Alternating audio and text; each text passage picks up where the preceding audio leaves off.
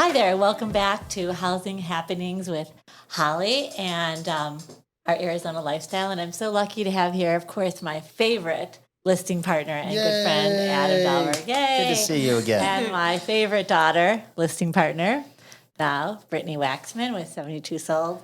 Hi, everyone. I'll tell you, getting to see our little group here once a week. We had a couple missed not overlap, but vacation weeks and holidays and things like that. And you don't realize how much you really miss hanging out with the little group here. We have so much fun here. Yeah. We do, yeah. And we appreciate everyone coming and listening. Yeah, absolutely. Always trying to help everybody. And today we're welcoming Shela, who we met. She's with Auction, one of the owners at Auction Incorporated, R&R. And she was amazing. Thank you so much for coming. Oh, no problem. Thank you for having me. Yeah, no, we're so glad to have you. Someone that we can work with and be friends with. And Shela, tell us a little bit. You're originally from where? Why did you move here and where did you grow up? Well, my dad did construction, so I traveled everywhere. He'd put up a skyscraper. We'd live there for a little bit, come back down here. He did a lot of the buildings downtown, a lot of the freeways, so we kind of stuck here, basically. And then I just kind of grew up here. You did? I like the heat a little. Right. It gets a little too hot. I keep thinking, maybe I should go back east. No, I don't like the snow at all. So I do stick out here and I do stay. I've got my boys out here, so yep. You're like us. You're one of the lizard people, Yeah. Throw us on the rock, put us in the sun, we're good to go. Just no snow. No snow. I don't blame you. Get out of that snow. Anybody that's living in snow country right now, just turn on your TV and watch what happens on the Super Bowl when we had it here last year.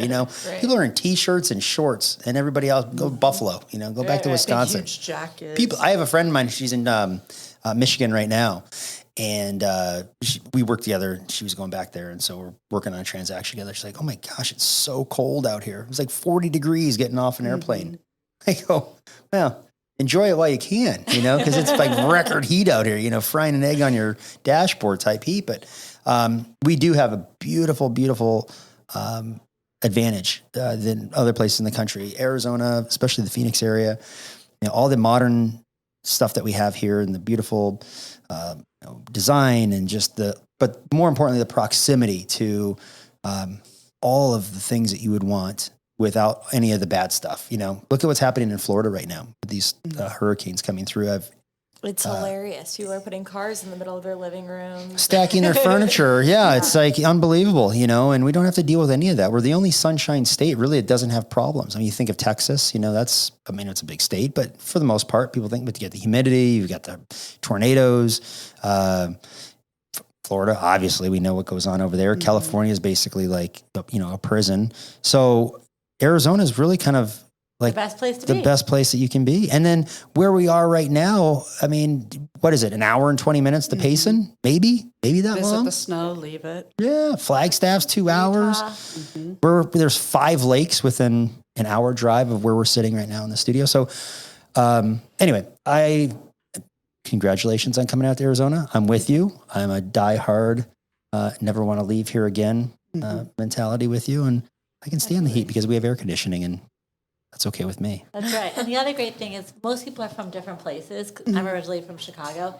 And in Chicago, people stay within lots of times their neighborhoods, their friends. And here, because a lot of us move from other places, we're open. And I met some of the best friends and people I would have never have had the opportunity to even come across or, enjoy and learn about if I didn't have the opportunity of moving someplace new. You learn a lot of people's background, their history in life, their traditions. They're so open. Yeah, we have so much out here that it's interesting just to talk to somebody and learn the life that they lived back wherever they were from. Exactly. Yeah. So how we met, Brittany and I had a listing, and the owner of the home had passed away.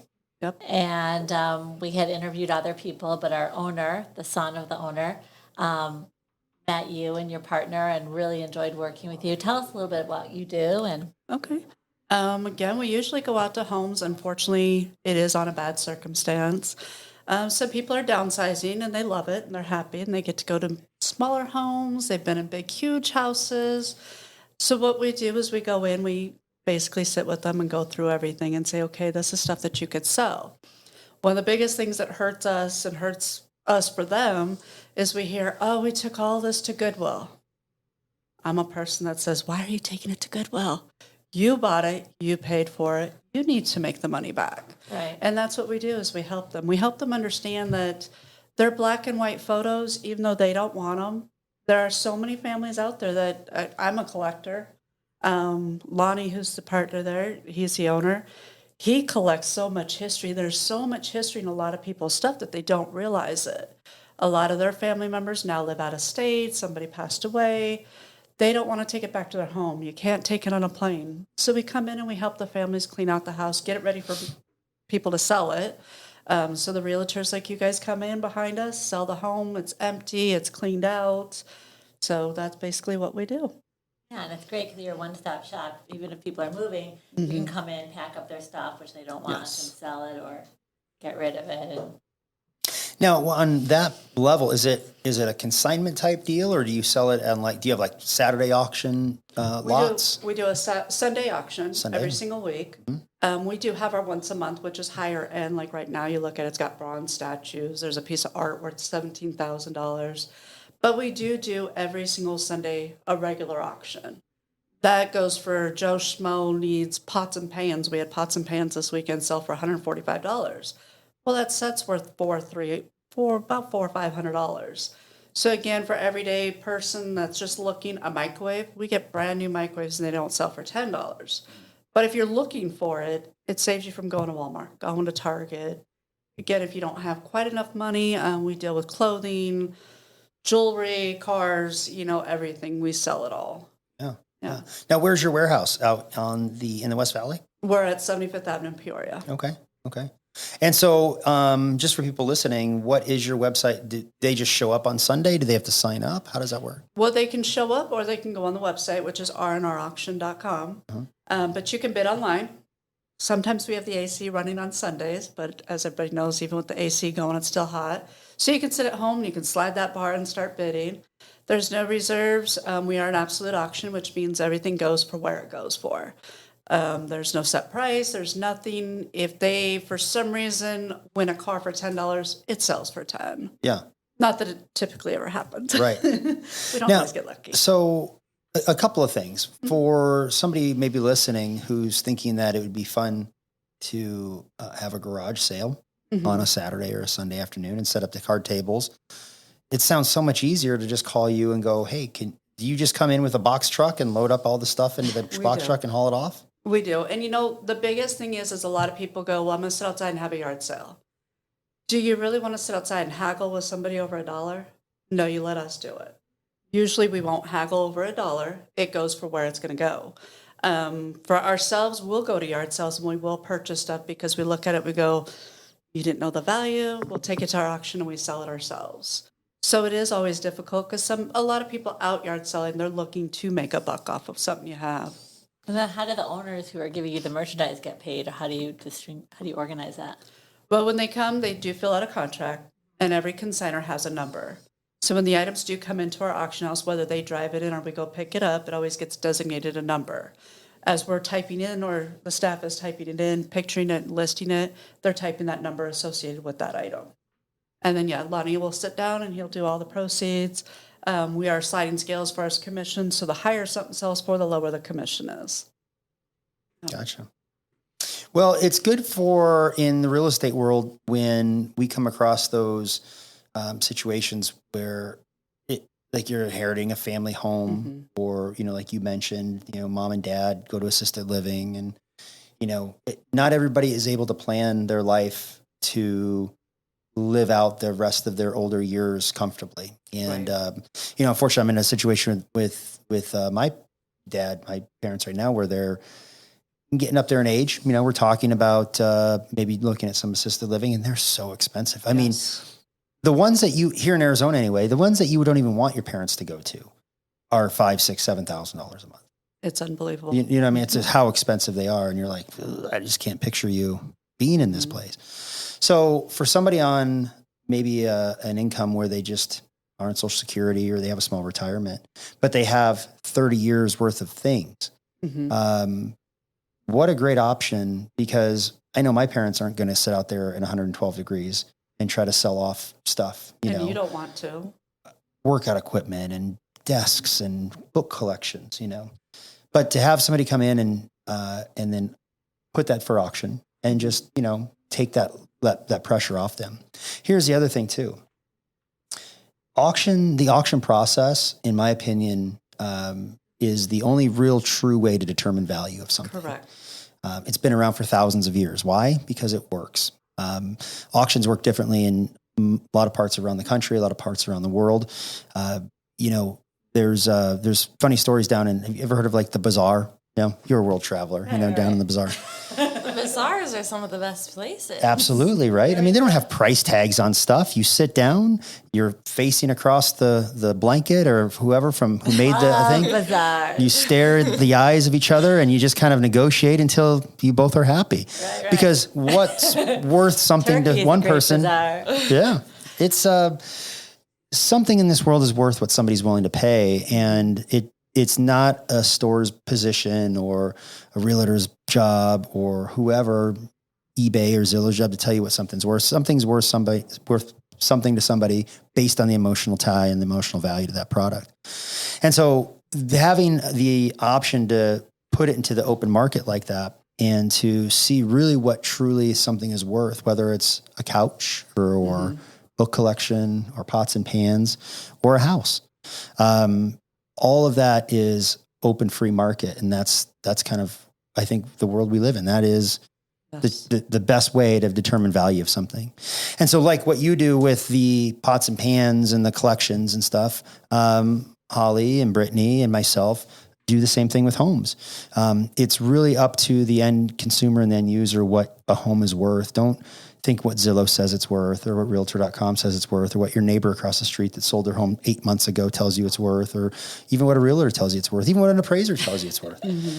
It's worth what it's worth to the open market. And we are all in the position in the business of finding out really what that true value is, but also in the position to do it in a way that's going to maximize the perceived value of that product by using our multi-step process on getting you that higher price, getting good photography, really enhancing those photos so that your home looks the best that it can, and writing a good description that draws people in and creates that curiosity and gets people interested in wanting to see that home and draw out the best features of that home and really open it up and get somebody emotionally tied in. So if they're going to go out on Saturday and look at houses, they're going to come and see yours. Here's number one top of the list. And then once they get in the door, we're going to highlight those best features of that home, because really every home has a bunch of great features, and there's some things that maybe every home has that aren't the best, but everything is a compromise. So when somebody at least gets in there, we can highlight the best features of that home and then open it up and allow these buyers to make offers and go back openly and let them see where they are within the bidding process. I'm sure just like you do.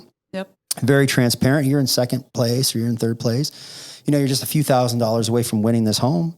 Why don't you bring your offer up? Why don't you make the terms a little bit better? And then giving the person in first position, say, somebody just outbid you. Would you like to come up?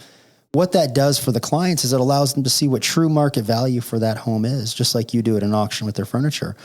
And ultimately, it's the market's value. It's the market's job to show you what that home is actually worth, not the appraiser, not a realtor that's just going to take a guess based on comps, based on what sold 4, 5, 6 months ago. That's craziness.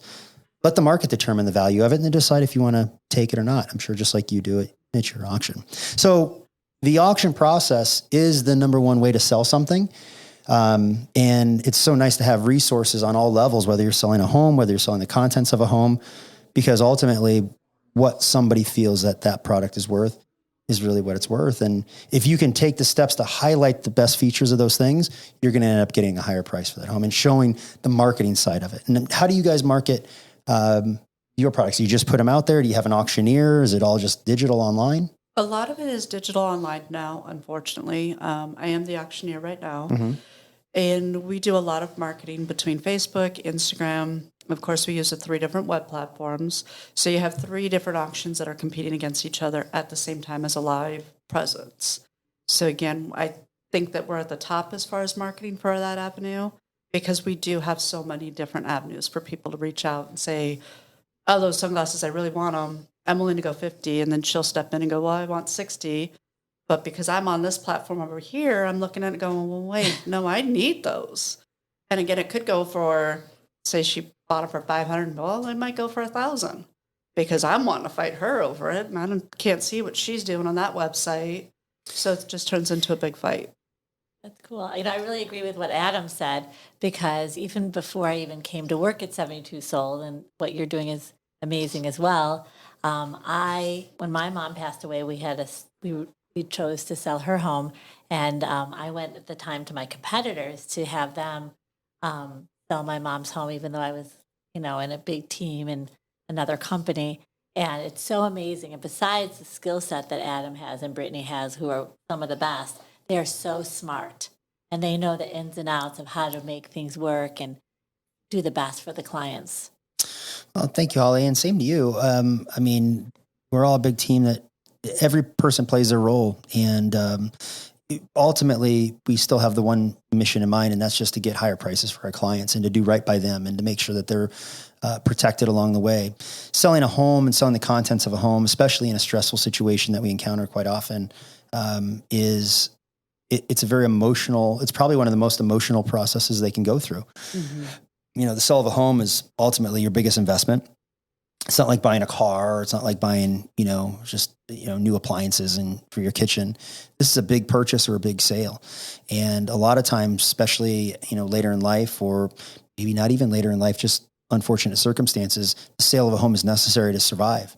And so we want to make sure that obviously our clients are protected, but also that their best interest is protected. And in order to do that, it's not guesswork. And unfortunately, a lot of real estate companies out there and realtors that just don't know, they just it's almost like shooting in the dark. They look at information online, they go, well, let's see, and let's just try it at this price. And they either harm their client by listing it too low and leaving a ton of money on the table, right?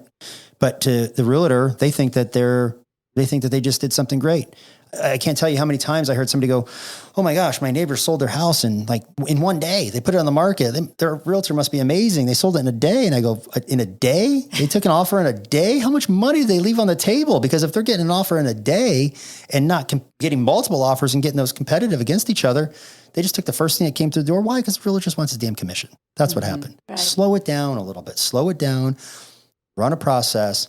Get the buyers excited, and allow the market to eventually determine what that price is. The other side is they're fighting to get a listing. It's hard right now. There's not a lot of homes for sale. So you have a lot of realtors out there starving, and I get it. It's scary times right now when you're in this business. And so you have these agents that are competing against you. Oh yeah, I can get you 350. Oh, that guy's an idiot. I can get you 370. This guy will tell you whatever you want to hear. Give you 400. I get you $1 million for this house. Go ahead and just sign this 6-month listing contract. I'll put a sign in your front yard, advertise myself for free. And then every 2 weeks, I'm going to come back to you and do a price cut, and a price cut, and a price cut, and price cut, ultimately hurting the actual value of your home because of the time on market. The time on market, which I can't even believe that they even broadcast that on the MLS, which isn't crazy to me, but they do. And now somebody sees that your house has been sitting there for 2-3 months. You think they're going to come in with a competitive offer? You think they're excited to make an offer on your home? It's been sitting there unsold for so long. So the auction style sale, which is what we do on our home selling process and our home selling program, very similar to what you do, yes, is able to put these buyers into a competitive type environment, exactly like you described with the sunglasses. I'm going to buy it at 40, 50, 60, 70. There's a term called auction fever, right? That's a real thing, right? It's like gambling. It's what gets people excited to pull that slot machine every time. So let's put these buyers into that kind of competitive style environment and allow them to determine the value of something. But at the same time, we are so blessed to have partners like R&R where we could come in and deal with the home side of it like we do, and then hand off the contents because we're not in the business of selling furniture and collections, right? But that stuff needs to go. We can't have a presentable product without a great trusted partner like you. And then maybe they don't hit the goal. The seller of the home maybe doesn't hit the goal that they're wanting on the home, But the contents could help out. And then that just adds to the value. So it's a 2-part system. It's kind of a double dip. And it's also less stress for the seller. Mm-hmm. When you have a seller and you hear it all the time that they've got a realtor that's pushing, get the stuff out. And they're going, but I don't know what to do. They're stressing me out. They're scaring me. we come in and we help them Right, and to you're be able so to kind, satisfy. and we really appreciate that. Yeah. That's the biggest thing, besides being so smart and living up to our words and getting the most for our clients quickly. I mean, we had a great story the other time when we just went to a listing appointment in Surprise. Yeah, and there was so much stuff. But remember also that how she fell? Yeah, she fell, and we were, before even walking into her house, she said to the paramedics, "These are my realtors," which was like, we don't even know this lady, but she was so sweet. And, it's just, she had a lot of stuff, not a lot of like things that she wanted to get rid of, but family pictures, she had a daughter pass. It was a lot. And, I even offered, I was like, "What are you doing Sunday morning? I'll come over and we'll help take pictures down." And that's exactly what we did. And it was just nice. And then she needed help with the restoration part. And so I got someone to charge the restoration company, and I called the manager to make sure that she gets help for her flooded bathroom. So it's not only just selling a house, it's those little details that truly make the difference of anything and everything. And, bringing it back to auctions, I think it's fascinating how we find these like type of homes where there's so much stuff, things need to get rid of, everything like that. And then like we had another house where someone was addicted to buying things at auction.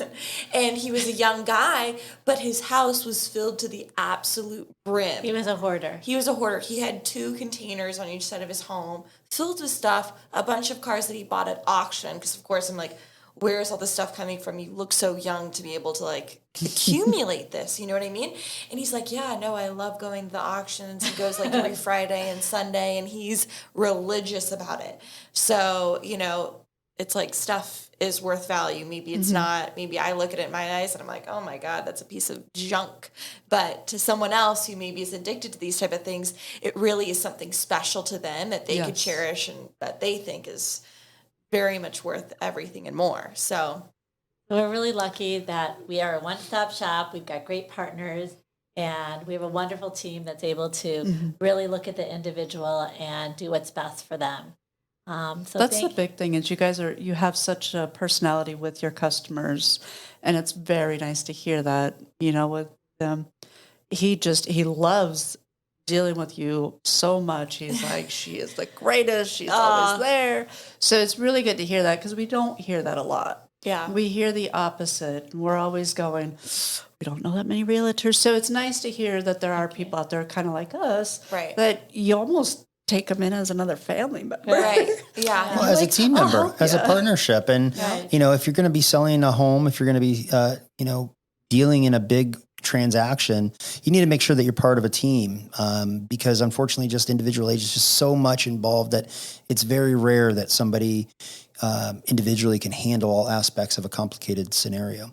And so coming over and, being part of our selling group, you're part of a team with, partnerships on whatever level, whether it's construction or consignment or auction, cleanup, contracting or repairs, all those things. And then all the marketing that we do, all the auction style selling that we do, team concierge, 24-hour day service. All those things that you need a team like us, and you need to trust a team like us to be able to facilitate that sale. And so, it's all about partnerships, because it just makes the process so much easier and so much more secure and safe for our clients and for our sellers. And that's why we have 2,200 5-star Google reviews, Right. Well, I feel so lucky personally for myself to be part of this team with these wonderful people. So do call us at 72 Sold. Adam Dahlberg, Holly Waxman, Britney Waxman, 602-388-0319. And thank you so much for joining. And we look forward to talking again next week. Bye for now.